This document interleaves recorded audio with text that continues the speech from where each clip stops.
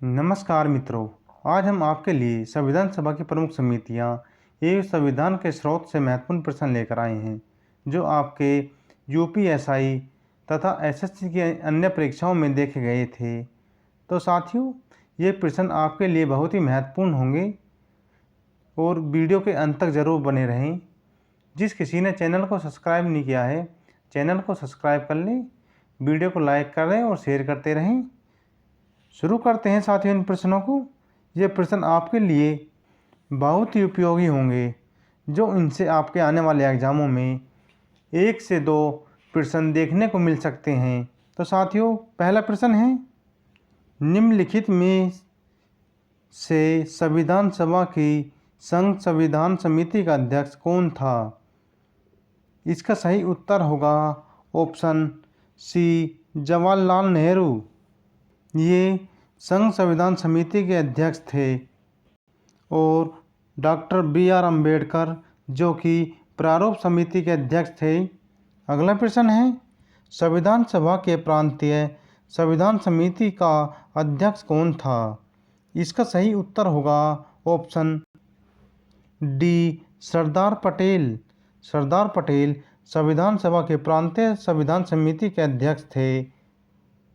और डॉक्टर राजेंद्र प्रसाद जो कि ये संचालन समिति के अध्यक्ष थे। और पंडित जवाहरलाल नेहरू जो कि ये संघ संविधान समिति के अध्यक्ष थे। और भीमराव अंबेडकर ये प्रारूप समिति के अध्यक्ष थे। अगला प्रश्न है, संविधान सभा द्वारा स्थापित मौलिक अधिकारों और अल्पसंख्यक हेतु सलाहकार समिति के अध्यक्ष कौन थे?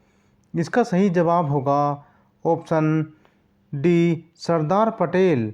सरदार पटेल जो कि मौलिक अधिकार और अल्पसंख्यक हेतु सलाहकार समिति के अध्यक्ष थे। अगला प्रश्न है, डॉक्टर बी.आर. अम्बेडकर की अध्यक्षता में संविधान सभा की प्रारूप समिति के कितने सदस्य थे? इसका सही जवाब होगा ऑप्शन डी, 6। बी.आर. अम्बेडकर की अध्यक्षता में संविधान सभा की प्रारूप समिति के 6 अन्य सदस्य थे। अगला प्रश्न है, संविधान पांडुलेखन समिति का निम्न में से कौन सदस्य नहीं था?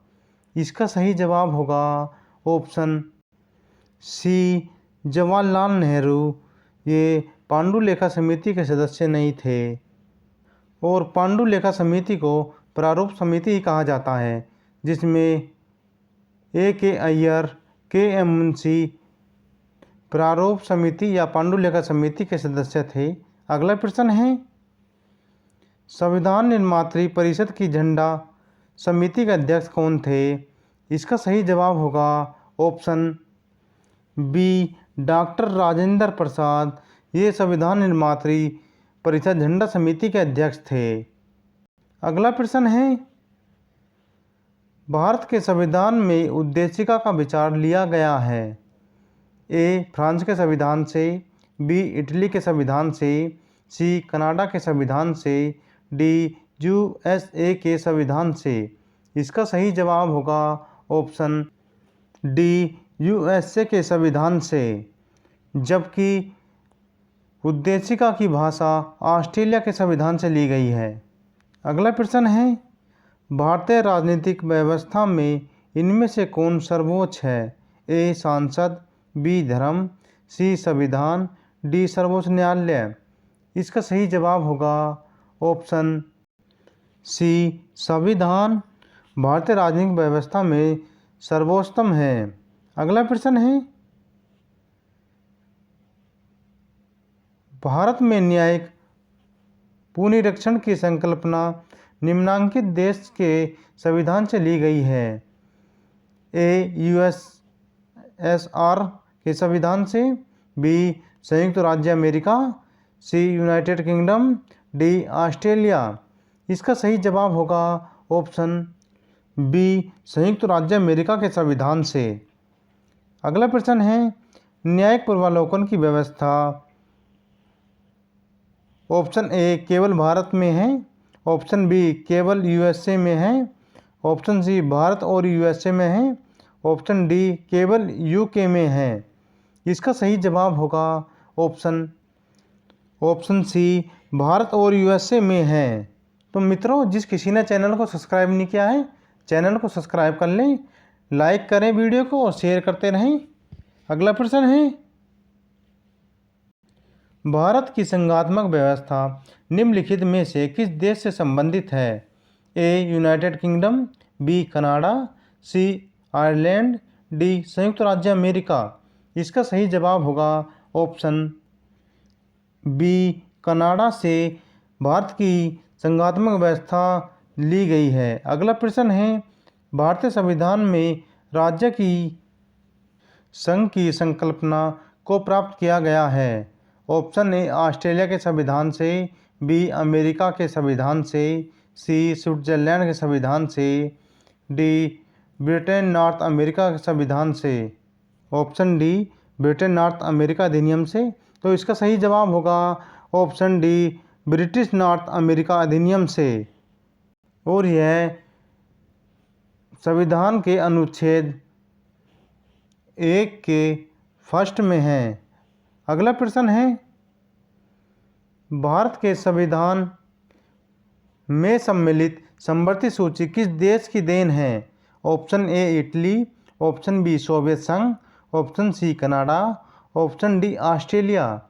इसका सही जवाब होगा ऑप्शन डी ऑस्ट्रेलिया से समवर्ती सूची ली गई है। अगला प्रश्न है, भारतीय संविधान में राज्य के नीति निर्देशक तत्व की संकल्पना किस देश के संविधान पर आधारित है?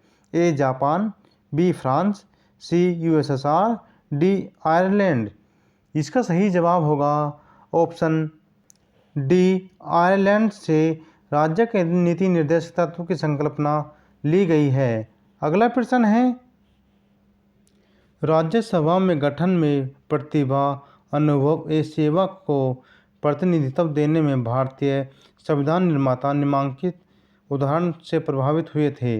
ए कनाडा, बी आयरिश गणतंत्र, सी ऑस्ट्रेलिया, डी संयुक्त राज्य अमेरिका। इसका सही जवाब होगा ऑप्शन बी आयरिश गणतंत्र से।